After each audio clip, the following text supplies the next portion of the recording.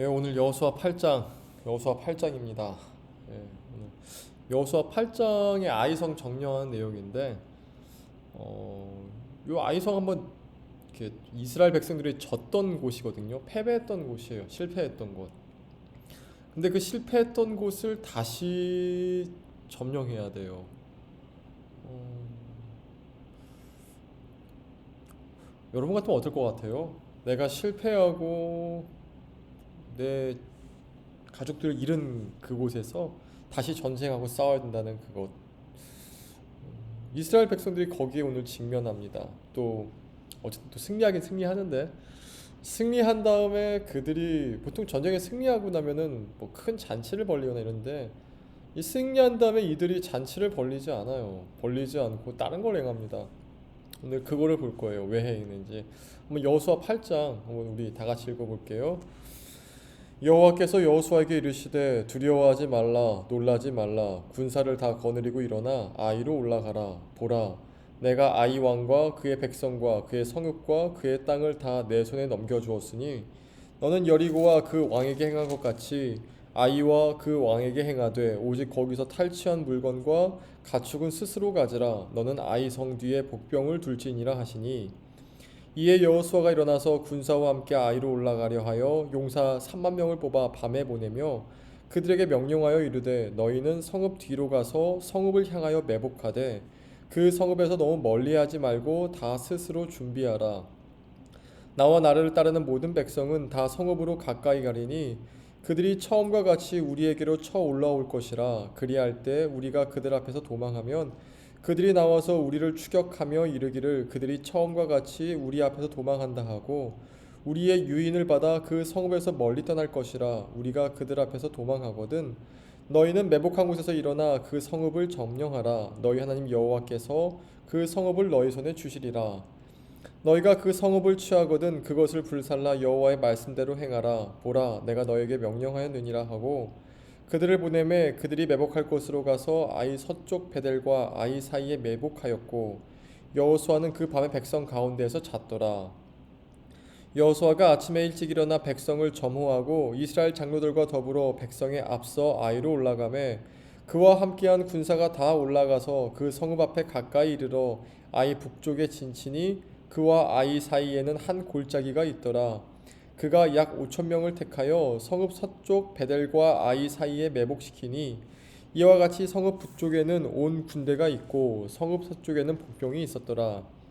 여호수아가 그 밤에 골짜기 가운데로 들어가니 아이 왕이 이를 보고 그 성읍 백성과 함께 일찍 일어나 급히 나가 아라바 앞에 이르러 정한 때에 이스라엘과 싸우려 하나 성읍 뒤에 복병이 있는 줄은 알지 못하였더라. 여호수아가 온 이스라엘이 그들 앞에서 거짓으로 패한 척하여 광야길로 도망하매 그 성읍에 있는 모든 백성이 그들을 추격하려고 모여 여호수아를 추격하며 유인함을 받아 아이 성읍을 멀리 떠나니 아이와 베델에 이스라엘을 따라가지 아니한 자가 하나도 없으며 성문을 열어놓고 이스라엘을 추격하였더라. 여호와께서 여호수아에게 이르시되 내 손을 잡은 단창을 들어 아이를 가리키라. 내가 이 성읍을 내 손에 넘겨주리라. 여호수아가 그의 손에 잡은 단창을 들어 그 성읍을 가리키니 그의 손을 드는 순간에 복병이 그들의 자리에서 급히 일어나 성읍으로 달려 들어가서 점령하고 곧 성읍에 불을 놓았더라. 아이 사람이 뒤를 돌아본즉 그 성읍의 연기가 하늘에 닿은 것이 보이니 이 길로도 저 길로도 도망할 수 없이 되었고 광야로 도망하던 이스라엘 백성은 그 추격하던 자에게로 돌아섰더라. 여호수아와 온 이스라엘이 그 복병이 성읍을 점령함과 성읍의 연기가 오름을 보고 다시 돌이켜 아이 사람들을 쳐 죽이고 복병도 성읍에서 나와 그들을 치매 그들이 이스라엘 중간에 든지라. 어떤 사람들은 이쪽에서 어떤 사람들은 저쪽에서 쳐 죽여서 한 사람도 남거나 도망하지 못하게 하였고 아이 왕을 사로잡아 여호수아 앞으로 끌어왔더라. 이스라엘이 자기들을 광야로 추격하던 모든 아이 주민을 들에서 죽이되 그들을 다 칼날에 엎드러지게 하여 진멸하기를 마치고 온 이스라엘이 아이로 돌아와서 칼날로 죽임에 그날에 엎드러진 아이 사람들은 남녀가 모두 12,000명이라. 아이 주민들을 진멸하여 바치기까지 여호수아가 단창을 잡아 든 손을 거두지 아니하였고 오직 그 성읍의 가축과 노력한 것은 여호와께서 여호수아에게 명령하신 대로 이스라엘이 탈취하였더라. 이에 여호수아가 아이를 불살라 그것으로 영원한 무더기를 만들었더니 오늘까지 황폐하였으며 그가 또 아이 왕을 저녁 때까지 나무에 달았다가 해 질 때에 명령하여 그의 시체를 나무에서 내려 그 성문 어귀에 던지고 그 위에 돌로 큰 무더기를 쌓았더니 그것이 오늘까지 있더라. 그때 여호수아가 이스라엘 하나님 여호와를 위하여 에발산에 한 제단을 쌓았으니 이는 여호와의 종 모세가 이스라엘 자손에게 명령과 모세의 율법책에 기록된 대로 쇠 연장으로 다듬지 아니한 새 돌로 만든 제단이라. 무리가 여호와께 번제물과 화목제물을 그 위에 드렸으며 여호수아가 거기서 모세가 기록한 율법을 이스라엘 자손의 목전에서 그 돌을 기록하매 온 이스라엘과 그 장로들과 관리들과 재판장들과 본토인뿐 아니라 이방인까지 여호와의 언약궤를 맨 레위 사람 제사장들 앞에서 궤의 좌우에 서되 절반은 그리심산 앞에 절반은 에발산 앞에 섰으니 이는 전에 여호와의 종 모세가 이스라엘 백성에게 축복하라고 명령한 대로 함이라. 그 후에 여호수아가 율법책에 기록된 모든 것대로 축복과 저주한 율법의 모든 말씀을 낭독하였으니 모세가 명령한 것은 여호수아가 이스라엘 온 회중과 여자들과 아이와 그들 중에 동행하는 거류민들 앞에서 낭독하지 아니한 말이 하나도 없었더라. 아멘. 예, 전쟁에 다시 나가죠. 쉽지 않은 결정이었을 텐데 패배한 곳에 다시 나간다. 근데 나가서 승리를 해요. 그리고 승리에 더 놀라운 건 뭐냐면은 그렇게 전쟁에 나가는데 군소리가 없어요. 뭐 흔히 말하는 토를 달지 않아요. 좋은 표현은 아닌데 군소리가 없이 하나님 말씀하셨으니까 우리가 간다라는 하나의 일치감이 그들 안에 있었어요. 그러니까 이스라엘 백성들은 목적이 명확했죠. 하나님 말씀을 지키고 말씀에 순종한다. 전장에 나온 아간을 죽인 것도 너는 왜 말씀에 순종하지 아니하느냐에 따라서 이렇게 처벌을 했던 것이고요. 그리고 오늘 또 보니까 승리한 다음에도 뭐 하냐면 말씀을 선포해요. 에발산에 올라가서 그리심산에 올라가서 축복과 저주의 말씀을 모세가 했던 그대로 선포하죠. 그러니까 이 여호수아서는 사사기가 오지 않습니까? 사사기 때 들어갔을 때는 사람들의 목적이 먹고 사는 문제로 바뀌어요. 근데 이 여호수아서에 보면은 목적이 하나님 말씀을 지키고 따라간다에 명확하게 있음을 보여줘요. 이제 저는 보면서 이렇게 전 목회자지 않습니까? 모자 거꾸로 쓰고 있겠죠. 목회자인데 그 생각을 많이 해봐요. 내가 목회자인데 목회하는 목적이 먹고 사는 기 위해서인가 아니면 하나님 말씀을 따라가는 기 위해서인가 말이죠.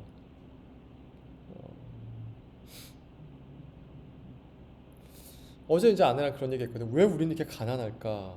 왜 이렇게 살지 못하는 걸까? 힘들게 살아가는 걸까? 이렇게 얘기했는데 아내가 그 얘기 하더라고. 우리 이거 알고 오지 않냐고 여기에. 우리 알고 이거 목회 시작하지 않냐고. 그 말이 맞아요. 맞는데 이게 어려운 거죠. 이제 애들이 커가는 걸 보니까. 근데 제 안에 그 마음이 있었던 것 같아요.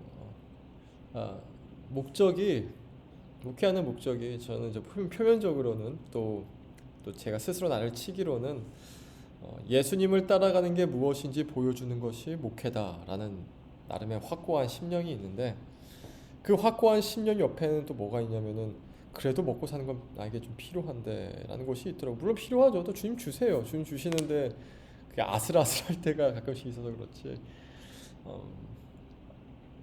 그래서 늘 이게 우리도 이 싸움이 있는 것 같아요. 이게 내가 이것을 하는 게 주님을 따라가기 위함인가 아니면 사사기 시대처럼 다른 목적이 있어서인가. 오늘 이제 묵상한 부분이 빌립보서 1장 4절부터 11절까지였는데 구절이 이런 구절 나오거든요. 나는 여러분의 사랑이 지식과 모든 통찰력으로 더욱더 풍성하게 되어서 가장 좋은 것이 무엇인가를 여러분이 분별할 줄 알게 되었으면 합니다. 가장 좋은 것이 무엇인가 분별할 줄 알게 되었으면 좋겠습니다라고 바울이 중보기도하는 거거든요. 근데 만약에 지금 예수님이 우리를 중보기도 하지 않습니까? 중보기도 계시는데 예수님의 중보기도가 이거와 좀 다를 걸 생각하지 않아요. 근데 예수님의 중보기도가 나로 하여금 또 여러분으로 하여금 가장 좋은 것이 무엇인지 분별하도록 아는 것이 중보기도라면은 지금 우리 삶에서 오는 이 아이성의 패배와 승리 둘 다 있지 않습니까? 이런 전쟁이기도 한데 이런 부분들이 우리로 하여금 또 나로 하여금 가장 좋은 것이 무엇인지 분별하여서 알게 하는, 또 그 길로 걸어가게 하는 원동력이 되지 않을까요? 우리 다 죽을 거잖아요, 언젠가.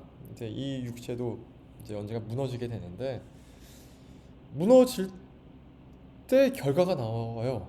그러니까 사람은 누구나, 뭐 그게 삼성의 이건희 회장이건 뭐 하다못해 거지건 간에, 무너졌을 때 하나님의 심판대 앞에 서서 우리 삶에 맺은 열매가 무엇인지 드러나거든요. 썩어 없어질, 너희가 육체를 위해 심으면은 썩어 없어질 열매를 거둘 것이고 성령을 열매를 심으면은 성령의 열매를 거둘 거라 말씀하셨는데, 뭐 분별해야 뭐 심죠. 뭐 알아야 심고, 뭐 알아야 물을 주고, 알아야 뭐 비를 주고, 뭐 그럴 거 아닙니까?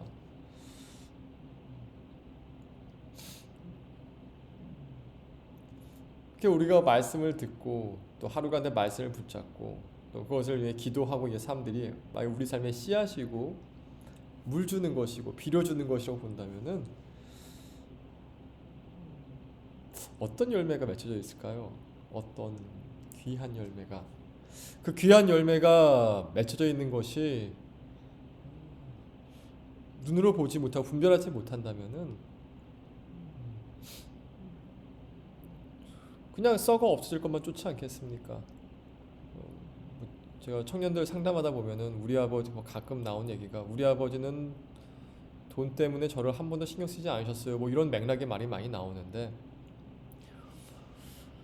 뭐 아버지 사랑이 뭐 그런 모습이 나왔던 거겠죠. 뭐 그들을 비판할 생각도 없고 비난할 생각 전혀 없습니다. 그러나 나중에 후회했다는 것도 사실인 거예요. 그냥 그때 좀 더 놀아줄 걸, 좀 더 뭐 해줄 걸.